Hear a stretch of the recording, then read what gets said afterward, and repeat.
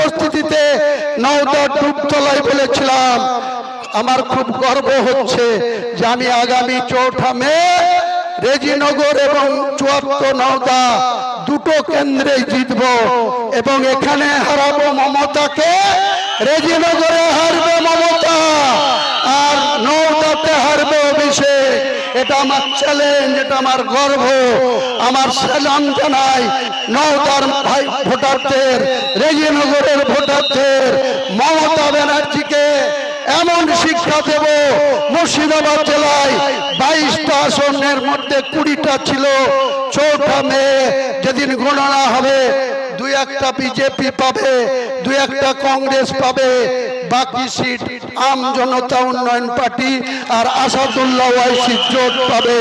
দেখে নেবেন এই তৃণমূলকে মুর্শিদাবাদ জেলায় 0 করব, মালদা জেলায় 0 করব, উত্তর দিনাজপুরে 0 করব, বীরভূমে তাদের 12টার মধ্যে 11টার মধ্যে 10টা সিট জিতে আছে, সেখানেও আমরা 4-5টা সিট জিতবো।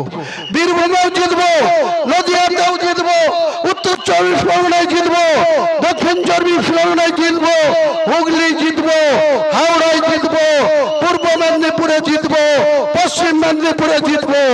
আগামী দিনে 4 মে 100টা সিট জিতে গিয়ে বাংলার মুখ্যমন্ত্রী আসনে যেই বসুক, আসল চাবিটাই হুমায়ুন কবিরের হাতে থাকবে।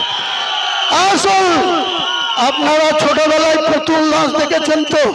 পুতুল নাচটা সামনে থেকে নাচানো হতো আর পিছন দিক থেকে সুতো টেনে কেউ নাচাতো। তা বাংলার মুখ্যমন্ত্রীকে আগামী দিনে হুমায়ুন কবির পুতুল নাচের সঙ্গে নাচাবে। কোনো মতে মুসলিমদের অধিকার ইঞ্চিতে ইঞ্চিতে বুঝে নেবে হুমায়ুন কবির। কোনো মতে কোন মুখ্যমন্ত্রীর সঙ্গে কোনো কম্প্রোমাইজ নয়, কোন রকম কোন আপোষ নাই। সার্বিক গোটা বাংলার 4 কোটি মুসলমানের অধিকার বুঝে নেবে। আর এখানকার চুনাপুটি তৃণমূলের নেতারা বলছে লক্ষ্মীর ভান্ডার, লক্ষ্মীর ভান্ডার মমতা ব্যানার্জির বাবার টাকায় দিচ্ছ। লক্ষ্মীর ভান্ডার আগামী দিনে আমরা নির্বাচন ইশতেহারে পরিষ্কার জানিয়ে দিয়েছি, আমরা 4 মের পরে নতুন যে সরকার আসবে সেই সরকারের নেতৃত্বে লক্ষ্মী ভান্ডার নামক ওই স্কিমই থাকবে না। আমরা মায়েদের সুবিধা স্কিম চালু করব, সে হিন্দুদেরও মা মুসলমানদেরও মা। সেই মায়েদের সুবিধার নামে যে স্কিম চালু করব সেটা প্রত্যেক মাসে মাসে এই হিন্দু মারা মুসলমান মারা 3,500 টাকা করে পাবে। আর যে 1,20,000-এর যে ঘর, 1,20,000-এর ঘরের টাকা নিতে গিয়ে তৃণমূলের ক্যাডারদের পঞ্চায়েত সদস্যদের 10,000 20,000 টাকা করে ঘুষ দিতে হয়, ছেলামি দিতে হয়, তুলাবাজি দিতে হয়। আগামী দিনে আপনারা আমাদের ক্ষমতা দিয়ে পাঠান, আমাদেরকে 80,000 ভোটে রেজিনগরে জিতিয়ে পাঠান। আগামী দিনে রেজিনগরের মানুষ, মুর্শিদাবাদের মানুষ, বাংলার মানুষকে সরাসরি আবাসনের যে ঘরের টাকা 2 লাখ টাকা করে সরাসরি অ্যাকাউন্টে করে দেবো। এটা আমার চ্যালেঞ্জ, আমার ঘোষণা, আমার ইলেকশন ইশতেহার, এটা আমরা ডাইরেক্টলি বলেছি। এছাড়াও এই মুর্শিদাবাদে একটা এয়ারপোর্ট তৈরি করব আগামী 5 বছরের মধ্যে।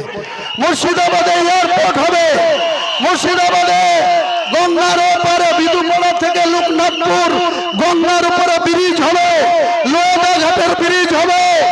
আগামী দিনে এই যে শিল্প তালুক 16 আগস্ট 2007 বুদ্ধদেব ভট্টাচার্যর এখানকার বদরউদ্দিন, যার নাম হয়েছিল বোল্ডার উদ্দিন, বোল্ডার চুরি করে করে সিপিএম এর কর্মদক্ষ, যার নাম হয়েছিল বোল্ডার উদ্দিন, এখন থানার পাশে আমার বড় ভাই বসবাস করে। সেই বোল্ডার উদ্দিন আর বুদ্ধদেব ভট্টাচার্য 16 আগস্ট 2007 নারায়ণ বিশ্বাস কুটির শিল্প দপ্তরের মন্ত্রী ছিল। তিনি ওই উত্তরবঙ্গের যেটা জেলা থেকে জিতে এসেছিল, তারা সেদিন বলেছিল এই শিল্প তালুকে 183 একর জায়গাতে শিল্প হবে, 10,000 রেজিনগরের কর্মসংস্থান হবে। আজকে তারা 2011-তে হেরে গিয়েছে। মমতা ব্যানার্জি 15 বছরের সরকার, আজ পর্যন্ত ওই শিল্প তালুকে একটাও শিল্প হয়নি। গত 3 বছর আগে মমতা ব্যানার্জি বলল ই বাসের কারখানা হবে, একটাও ইট গাঁথেনি। শুধু ধাপ্পাবাজি, শুধু মিথ্যাচারী, আর শুধু মুসলমানদেরকে ইউজ অ্যান্ড থ্রু করা। আগামী দিনে একটাও যারা প্রকৃত মুসলমান, ইমানদার মুসলমান, সৎ মুসলমান, তারা এই জোড়া ফুলে কেউ ভোট দেবেন না। এটা আরএসএস এর দল। মমতা ব্যানার্জি ডাইরেক্ট আরএসএস এর দালাল। ও নিজেই প্রার্থী তালিকা ডিক্লেয়ার করতে গিয়ে ঘোষণা করেছে যে আগেকার আরএসএস এর নেতারা অনেক ভালো ছিল, আমার সঙ্গে সুসম্পর্ক ছিল, এখনকার আরএসএস এর লোকরা ভালো না, আমার কথা শুনে চলে না। তাহলে আরএসএস এর কে? আর হুমায়ুন কবিরকে বলা হচ্ছে বিজেপির বি টিম। হুমায়ুন কবিরকে এই জেলায় দাঁড়িয়ে রাজীব কুমার ডিজিপি এবং চিফ সেক্রেটারি মনোজ পন এবং ডিএম রাজশ্রী মিত্রর সামনে দাঁড়িয়ে মমতা বন্দ্যোপাধ্যায় 2024 সালের লোকসভা নির্বাচনের সময় আমাকে বলেছিল স্ট্রং ম্যান। আর সেই মমতা ব্যানার্জি দ্বিচারিতা দেখুন। 2025 সালের 4 ডিসেম্বর আমাকে যখন শুধু বাবরি মসজিদ করার জন্য ববি হাকিম, নিয়ামত হাজি আর আকরু জামানকে দিয়ে আমাকে সাসপেন্ড করা হচ্ছে, তখন কলকাতায় বসে ববি বলছে রেজিনগরে বসবাস করে, বেলডাঙ্গায় কেন বাবরি মসজিদ করবে, দাঙ্গা হবে। 6 ডিসেম্বর 2025 4 লক্ষ মানুষের উপস্থিতিতে বাবরি মসজিদের ভিত্তি স্থাপন করেছি। 4.5 মাস অতিক্রান্ত, কাজ চলছে, একটা কোনো দাঙ্গা হয়েছে, একটা কোনো আইন শৃঙ্খলার অবনতি হয়েছে?